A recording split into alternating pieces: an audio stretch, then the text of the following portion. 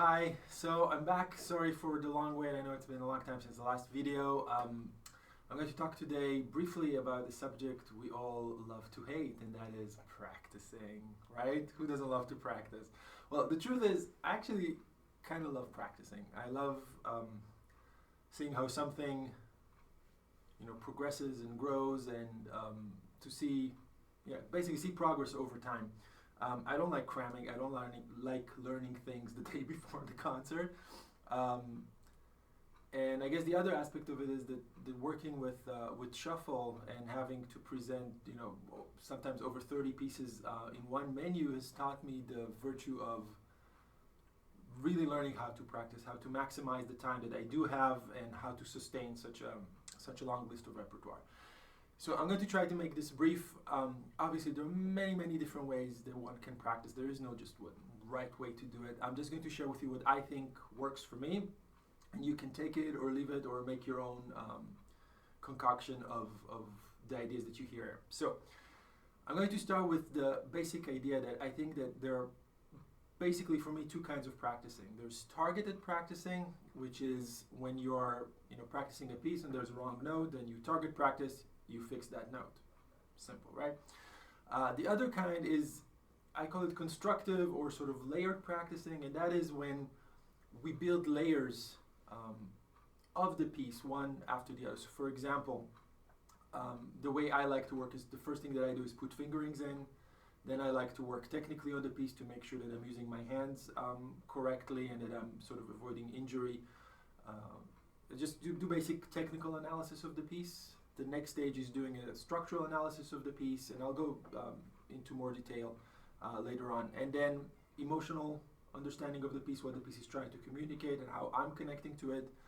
And those are sort of the top four. So fingering, structural analysis, technical analysis, emotional analysis. And if I only got to do these four things about a piece, I would probably by the end of that feel that, okay, if I had to go on stage tomorrow with the piece, I'll be fine. If I have time, I like to add more layers. So I would do work more consciously on voicing, on placement, maybe do mirror work where I watch how my body is reacting to the piece.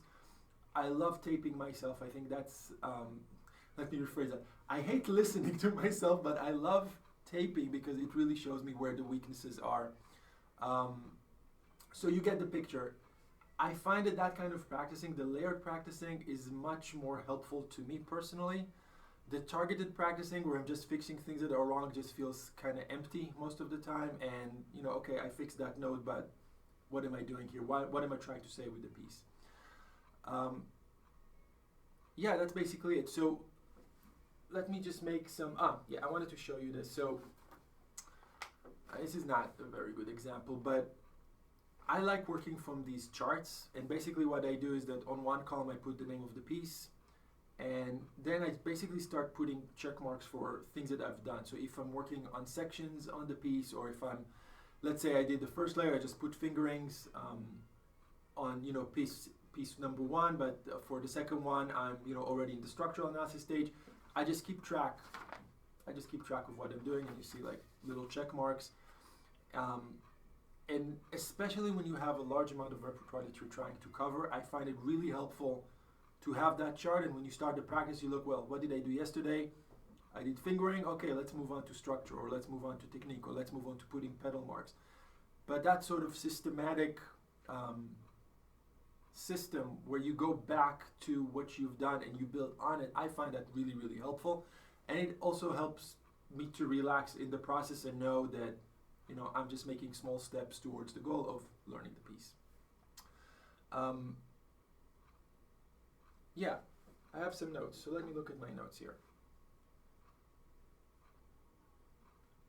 I think, I want to make this point because I know that when my students show up for the lesson and we have this discussion one-on-one, the realization that learning a piece is not something that happens instantaneously. I keep thinking of Neo in the Matrix, and I know Jiu-Jitsu. It doesn't work that way. It takes time. Maybe one day with technology we're going to be able to download complete works into our brain, but right now it still involves sort of a long process of slow learning and assimilation of information. So the motto is Rome was not built in a day, and you're not going to learn Chopin ballade in a week, or maybe you are, but most people are not going to learn it in a week, and it takes time, and it's okay that it takes time. I think a lot of the frustration comes from people thinking that they're not fast enough, or somebody else would have learned it in a shorter amount of time, and I think that's really unhelpful. It's going to take you as long as it takes you, and if you eyes on the ball, if you keep working systematically, you will learn the piece. The pressure of trying to do it in a shorter amount of time, or expecting it to happen in a shorter amount of time, I think that's where people get into trouble. So that's point number one. Point number two is, repetition. I see that a lot. I think a lot of people mistake repetition with practice. Repetition is not practice. Repetition is a form of practicing. And repetition is helpful up to a certain point. And I know sometimes students walk in and say, well, I practice this. What does that mean? Well, I played it 3 times from beginning to end. That's not really practicing, people. That's just, I played the piece from beginning to end. So you now have an appreciation of how the piece unfolds and beginning to end, and like bigger picture, macro kind of situation, but that's not practicing.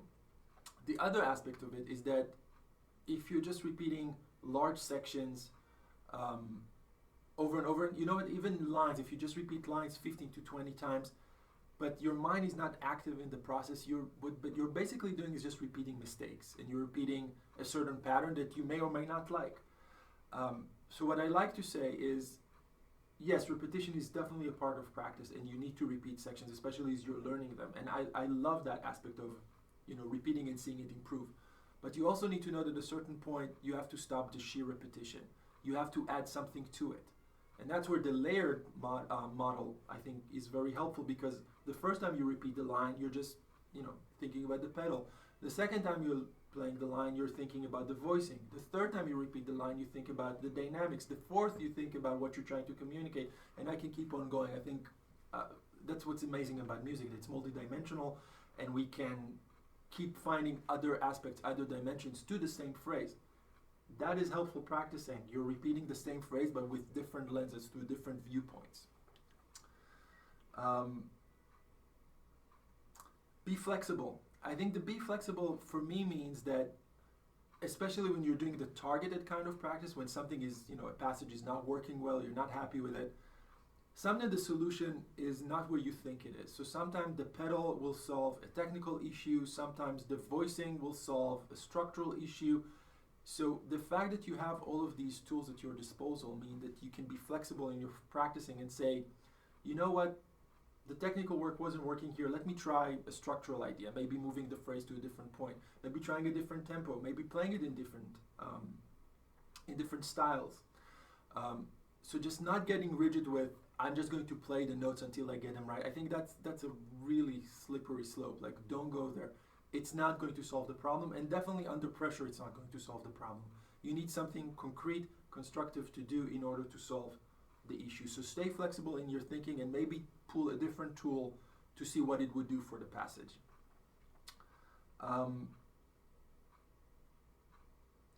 So I know that my students here are working very, very hard. They're running from, doing homework, doing rehearsals, accompanying, and they find themselves in the practice room sometimes at 9, 10 p.m. going to do some serious practice, and they're surprised when they can't do it, when they're, literally falling asleep, but the brain is not supporting them in their practice effort. So I'm telling all of you, if you're too tired and your eyes are closing and your brain is not functioning, this is not a good time to practice. Nothing good is going to come from doing that, except you're going to get even more fatigued. I know sometimes you have to. I know sometimes, we all have to work through our, tired bodies and get things done. But I'm serious when I say that really good practicing needs your brain. You need to be present. You can't just let your finger play without your mind being active in the process. It will backfire on stage, because suddenly you'll become aware of something that you haven't really processed when you were in the practice room falling asleep. So if you can change your practicing habits to make sure that at least some of the practice happens when you are alert and you're conscious and you can think through the learning, then I think that's a lot better. And yeah, the other point I wanted to make is the small chunks. I find a lot of the time that my students are practicing, that you guys are practicing too long of a sections. You practice a page. In a page, there are a million bits of information that you need to acknowledge, from dynamics to articulation to tempo to voicing. I just think it's too long. I think that if you take a phrase, or if you take, 2 lines at a time, that's already to me like a pretty big section. So you might be saying, well, I need to get to the end of the piece, and I agree with you, but everything in time. If you start with small sections and you sort of, what I like to call, vacuum them, like make sure there are no mistakes, that you're reading the text correctly, that ties are ties, staccatos are staccatos, and you get to the end of those 2 lines and you go like, yeah, that's secure, that's accurate, I can move on to the next section, you get more confident. As opposed to, well, I learned the whole piece, but I have so many mistakes, it's not going to take me the same amount of time to, vacuum the whole thing. Hopefully this was helpful. Very short video on what I consider good practicing. You can leave comments below, ask me questions. I can make more videos on this. But just to sum up, and I know I mentioned in the practicing that there are all these, sort of subject headings of emotional analysis and structural analysis. I'll make separate videos about those issues so you can see what I do under those subject headings. And that's it. I hope this was helpful. Subscribe, like, and I'll see you later. Ciao.